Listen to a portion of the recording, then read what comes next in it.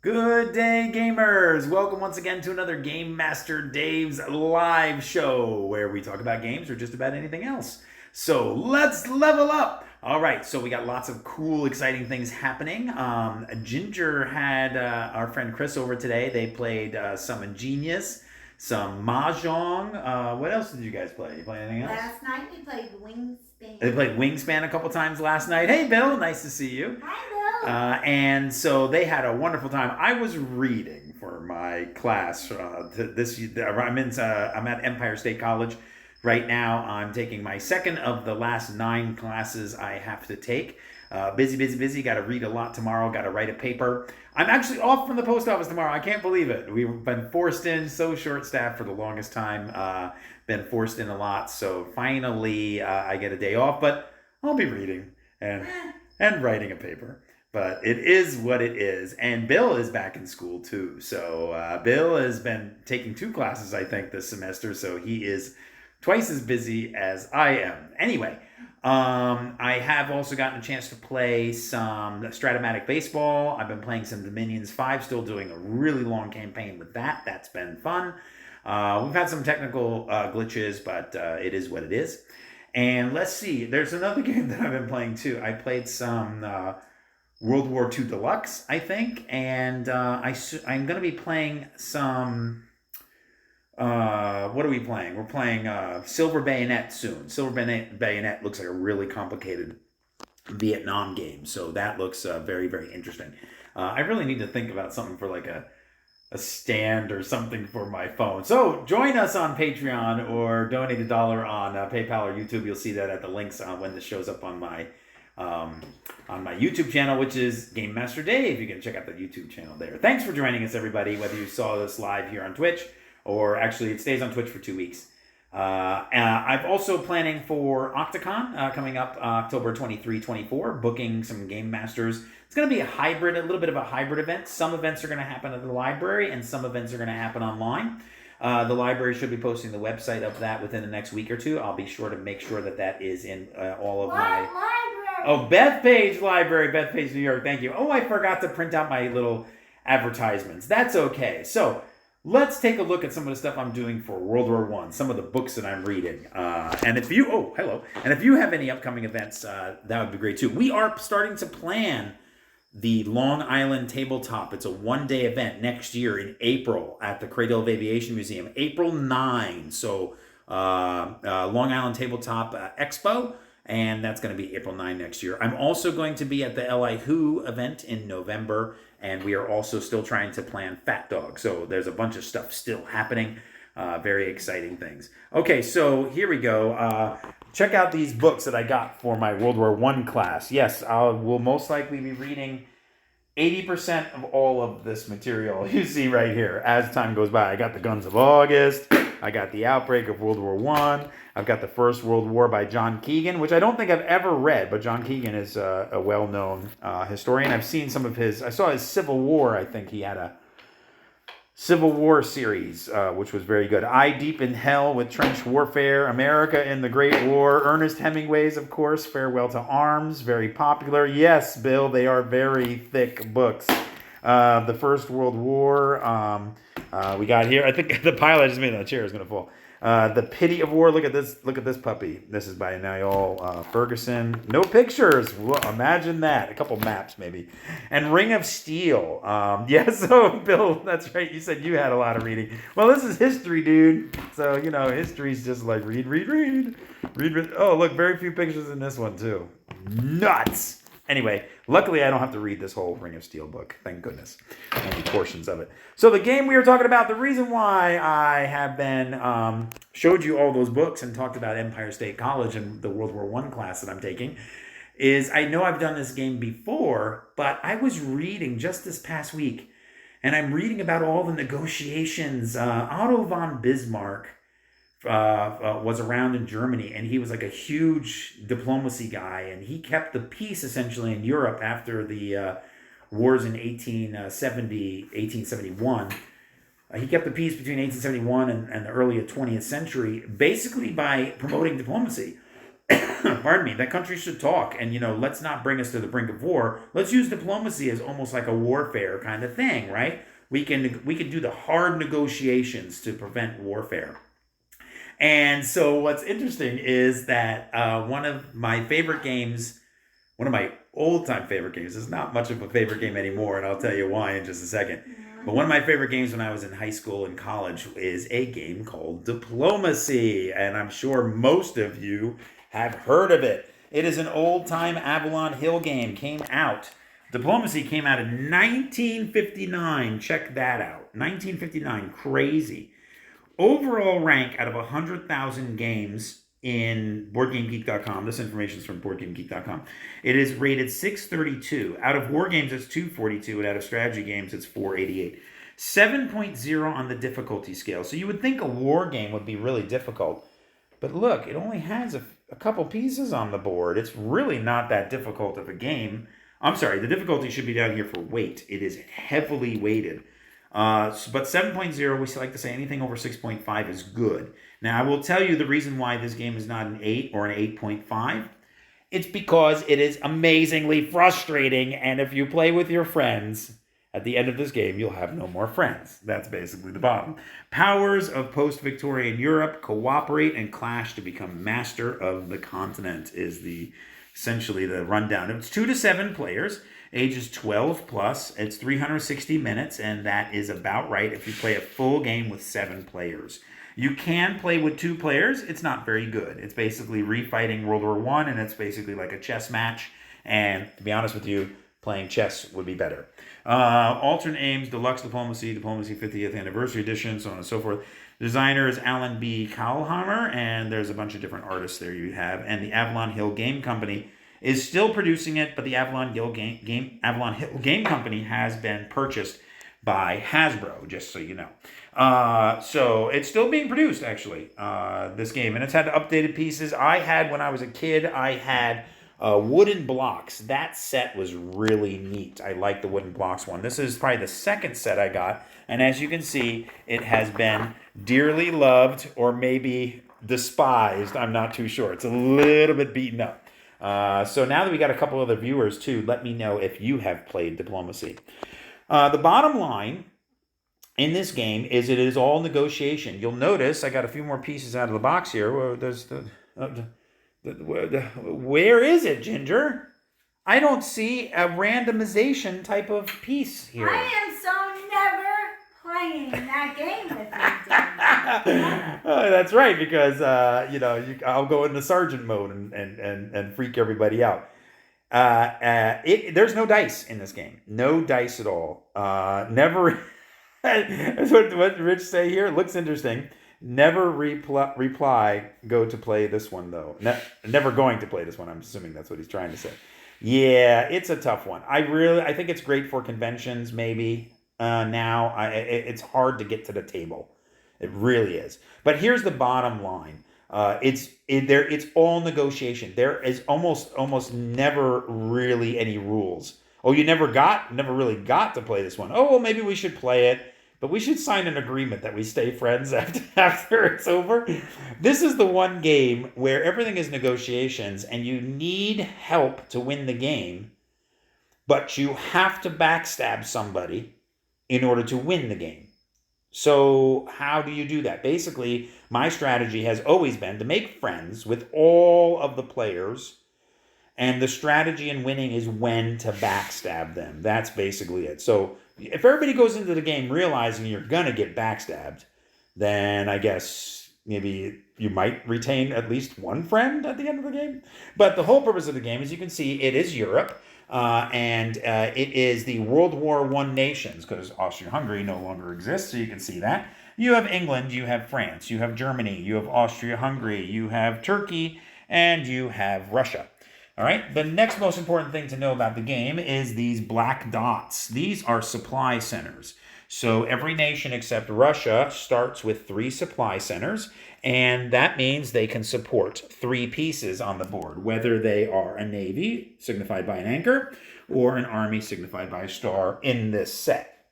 All right, so if you are able to maneuver your pieces and gain control over another supply center, essentially you can build another army or fleet because you have then 4 supply centers and then you can have 4 pieces on the board. Russia starts with 4 pieces. They do have a fleet down here in Sevastopol, which has limited options. They have a fleet up here, which also has potentially limited options, and 2 armies in the center of the board. Now, they have a lot of terrain to cover, and so they have 4 pieces. This fleet cannot go inland, and neither this one. So, however they designed the game, they designed Russia with 4 pieces instead. All right, so how do you play this game? Well, everybody gets a little negotiation map, a little piece of paper that you can use for negotiations because about 75% of the game is not played at the map. You say, hey, France, can I talk to you real quick? And you go to another part of the room or the house or the convention center, and you say, if you help me out here, I'll help you out there. You support me there, I'll move over here, then we can do this, and then we can do that. And then you go back to the table, and you agree or disagree or renegotiate. But the thing is that everybody at the table just saw that England and France left the table. Aye. So then Germany has to talk to France, and Austria-Hungary has to talk to England. And so then you go around the table, and a game master that's running this game will put like a time limit on it, like maybe 15 minutes for negotiating and 5 minutes for writing your orders. Because like I said, there's no dice. So how the heck do we do this? Well, you're going to be writing orders that look something like this. So you write an order for every piece, and there's a spring turn and a fall turn, and then we build. So if you take control of a PowerPoint, at the end of the fall phase, you get to put another army or fleet on the board, just like we were talking about. And if you... by the way, you guys can ask questions or anything in chat. We got a few more viewers. Thank you for joining us. This is Game Master Dave's live show. We're talking about Diplomacy, a game from 1959 that I've had a lot of fun playing. By the way, the first time I played this game, I played as England, and Russia was like sweet talking me.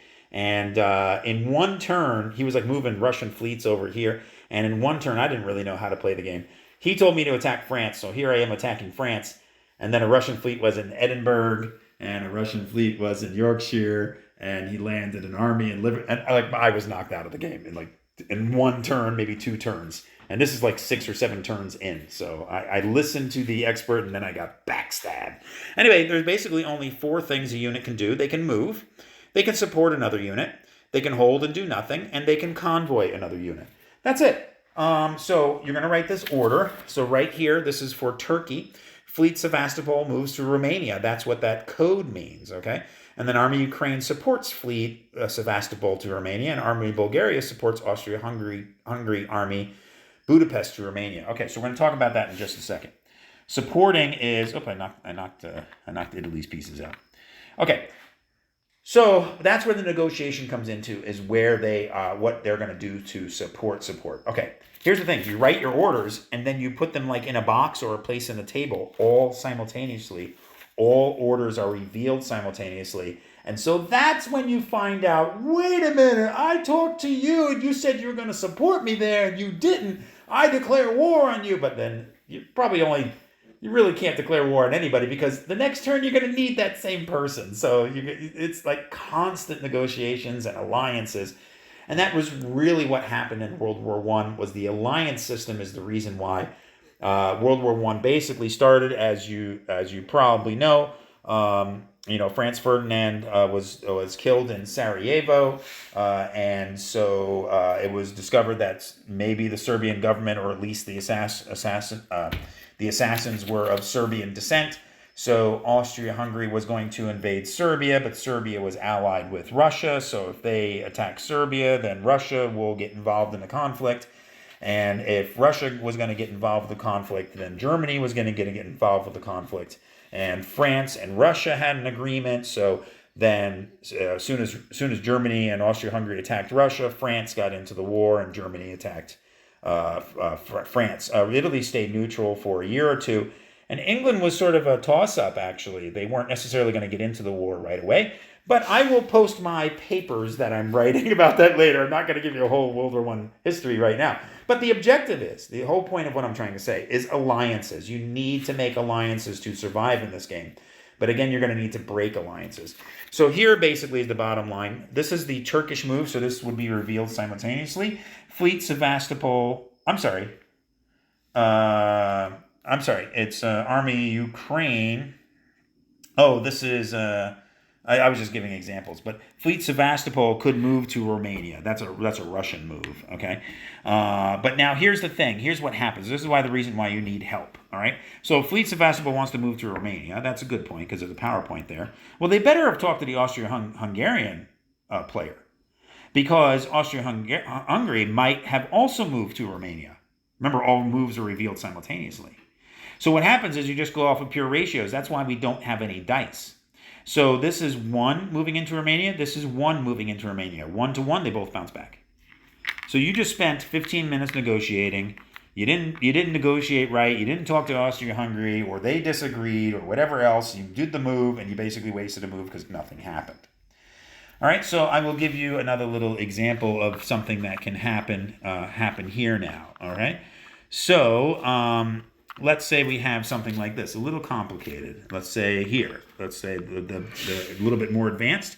So now you have Germany wants to take Holland. Okay, so Germany is going to attack from Kiel. They write Fleet Kiel moves to Holland. Army Ruhr supports Fleet Kiel move to Holland. But remember, all orders are revealed simultaneously. So what happens here? France and England were talking about this and the threat that Germany brings in, right?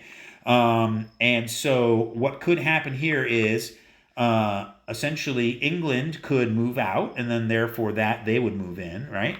Or maybe England stays there but asks for support from France. So did France write the proper support order or not? So here you have, if this was to occur like this, Germany would try to move here. They support it, so now you have 2 Germans trying to get into Holland, essentially, or 2 armies, and then you have the English and the French supporting them. So it's 2 to 2, so nothing happens and everybody goes back, right? So that's where you might need to do other things like cutting supply. Maybe the situation was like this. So now if this army attacks here, if this one is going to support here, and this one is going to support here, and this one's going to move this way, right? And then this one supports here, and then this one actually attacks here, and this one supports. Now we have another situation going on. So essentially, the German army is attacking here to cut the support, because that's another crazy thing that you can do, is you can cut support. But they're getting dislodged, because look, 2 French armies are coming in here. So he can't try to cut that support. He has to retreat. All right. And then it's 2 to 2 bounce. So you did 15 minutes of negotiations and maybe 2 or 3 turns. You try to take the same territory, and it gets really difficult and complicated. And then, of course, next thing you know, somebody else is backstabbing you, somebody that you thought was a solid alliance. Here is some this is like some of the sheets of moves that, I've done in the past. Here's another player, wrote a bunch of moves. Anyway, hopefully I've captured the flavor of diplomacy for you guys. I actually really enjoy this game, except that I don't enjoy it. I always end the game with a headache. I am not kidding. It's always got a headache at the end of this game. So there's diplomacy for you. I do hope you get a chance to try it at least once. Maybe a convention is better, so you're playing with people you don't know. Might be hard to. Oh, by the way, everything is legal in this game. You can lie, you can cheat, you can steal. Okay, well, cheating is a little bit different. You can't touch anything on the board. Okay, you can't try to sneak in an extra army or something like that. You can't do that. Okay, but I did forget to tell you that only in every territory there can only be 1 piece. But the thing is that you can lie. I mean, actually, one time I was playing in college, and I wrote fake orders and folded them up, and I left them on the table as I went to the bathroom. I left orders here on the table. Hey guys, I'm going to the bathroom. But they were fake. And I told my allies that I'm leaving fake orders on purpose. And then, of course, the people, when I went to the bathroom, the people at the table read them and thought they knew what I was going to do, and I did something else. Another thing is, I remember another time that I played, some people went into the bathroom in somebody's house to negotiate, and I went up to the bathroom and I listened at the door. So it's like real espionage. It's really interesting in that manner. Anyway, thanks for checking out Diplomacy. Hope you do get a chance to play at some point. And with that said, I really appreciate you guys coming. I don't have my sheet to advertise. GameMasterGames.com. I've got a blog on there. I haven't entered as much on there since I have been at school, but you can still check out all my old articles and also my YouTube videos. I'm Game Master Dave on YouTube. And I've got some other exciting things, other exciting projects I'm working on too. So we will be talking about them in the future. Hey, give yourself 100 experience points for checking out Game Master Dave's live show tonight with Diplomacy. I hope you get a chance to negotiate for a better deal in anything in life, including taking over Europe in 1914. And with that said, until we meet again, I got the strong one. Keep your, let's see, what should we do? Keep your powder dry, right? Keep your orders dry, we'll say that. Keep your alliances, keep your dice ready. No, you don't need dice in this game. I don't know what I'm going to say. But keep your alliances strong. That's what I really wanted to say. I screwed everything else up. This is completely scripted, as I say that every episode, since it's not completely scripted, and I'm quite embarrassed. And I am sweating like crazy right now. It is so humid in my house. I guess I'm gonna have to get under a fan right after this one. So the sweaty diplomat says, "Good night, everybody. Thank you so much for joining us tonight. Take care."